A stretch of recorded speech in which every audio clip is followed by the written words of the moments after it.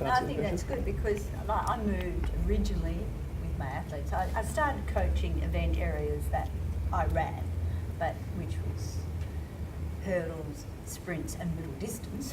But then I progressed with the athlete, and then the athlete changed their focus and still wanted me to coach them, which was good, I thought.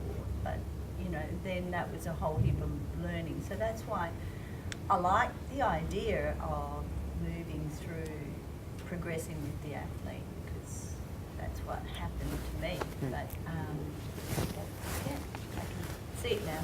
It looks, with first look, it looks like the old system, but then the difference is that level 2 is where you specialise, and also there's two in there, isn't there? Yeah. There's the club. So the basic. Yeah. So that's the difference. Yeah. And No, I From think level 2, I thought I went and did level 2. I think I've got a level 2 in 3 events. Yep, yes. that's right. Me too. I've got a Me level too. 2 in, but it never covered the basic. I'm just saying I went straight to Yeah. sprints or straight to throws. Yeah. And I am really keen. I'm really keen for people to, just to get a good grounding, because as you say, sometimes someone who you're coaching, exactly. And at least here you'll be able to say, look, I know the fundamentals of that, and I'll be able to build from that. because I always believe you have to stay one step in front of you, at least Absolutely. one step in front of your athlete. Yeah. To be. So if you want to be a specialist little athletes coach, can you go to level 5 following the junior pathway? Look, what I'm hoping for, and we haven't really answered that, but what I'm really hoping for is that in all of these levels, there is discussion of what is age appropriate. So that whatever level you are, we're talking about age appropriate activities. So we haven't actually looked at that as whether there's going to be level 4 coaching the young athlete. That's something that we haven't decided. And this is again, these are my personal things. I'm quite keen on this being all together, and maybe there's, at this level, maybe there are some extra modules if you're coaching young athletes. If you're here at level 4 and you're coaching little athletes, then maybe there's a module 10 and 11, which is particularly specific to you. So maybe we do some modules together, and then there's some modules where we separate. So if you've got adolescents, we might have some modules for that, pre-teens, adults. But I'd like as much as possible, as much as practical, to be together about coaching.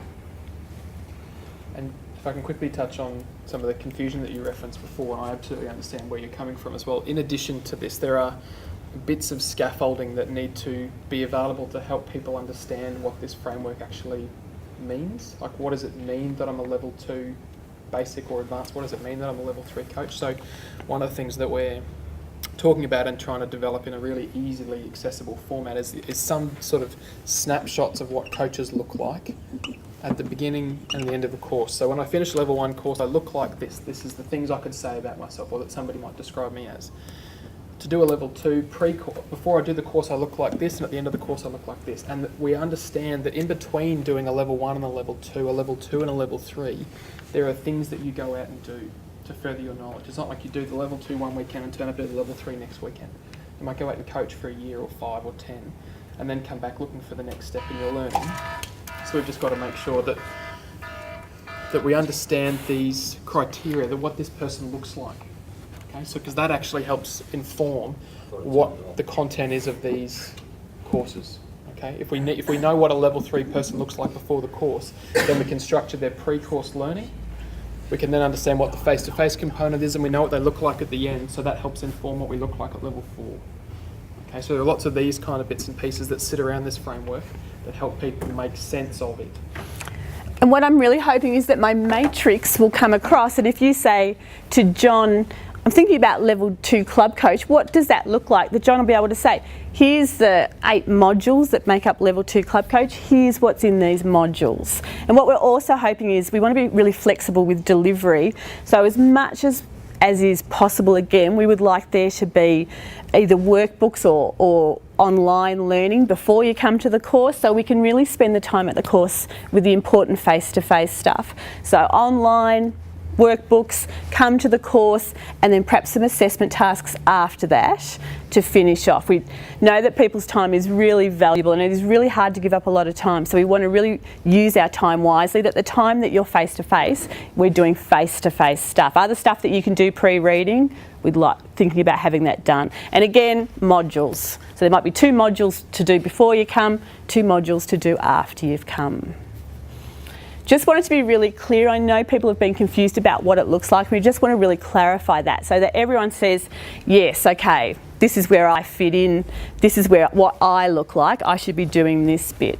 And again, there will always be RCC and RPL available. We don't want you coming and being bored out of your brain. We want you to come and for it to be an appropriate level for your education. Really keen to provide a good education. I don't want it to be, sorry, I seem to be using I a lot, but I'm keen for it not to be a race to the finish line. I don't really want people coming in here and estimating how quickly they think they can get to here. I want it to be a valuable experience at every level. And if you come along and you get to here, great. But if you get to here and you're working at Little Lass, I want that to be valued as well. I don't want it to be that we don't appreciate that the people here at level 1 who are working perhaps with 6-year-olds, that's a hugely valuable task. I want to really make that clear to everyone. It's not a race to the finish line. Every step along the way is really valuable. Read a German study recently where they looked at, I thought in a very German fashion, they wanted to see what the early experiences of their Olympic athletes, what was their early experience, because they thought that if they could see a common thread, they would then replicate that early experience for their athletes. And what they came out with was not what they expected. What the common experience was that these athletes' first coach was really enthusiastic and instilled a love of the sport in the athlete. And they said that looking back, they thought that their first coach didn't necessarily have a lot of technical knowledge, but what they had was a huge passion for the sport, which gave them a huge passion for the sport. So just think that's really important. So we need to make sure we really value every level. Because I want people to instill a love of athletics. That's what I'd like. I'd like people who come to us to be coached, irrespective of whether they're the national champion or someone who just runs at Shield, that's our local comp. I'd like them to have a love of the sport. That's what I'd really like. So is your level of 1, that's the starting point, not the ITC? If take over from the ITC? I wouldn't like to use that word takeover. I think that might instill blood. No. What I would like is a common starting point that respects the integrity of our course and respects the good things of their course and makes a starting point for us all. Okay, so would the program in level 1 be the same as what the ITC is?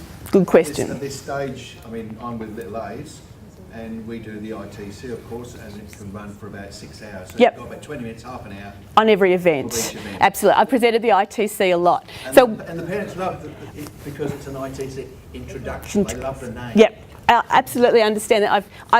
I came from Little Lass. I worked at Little Lass. So I understand the ITC.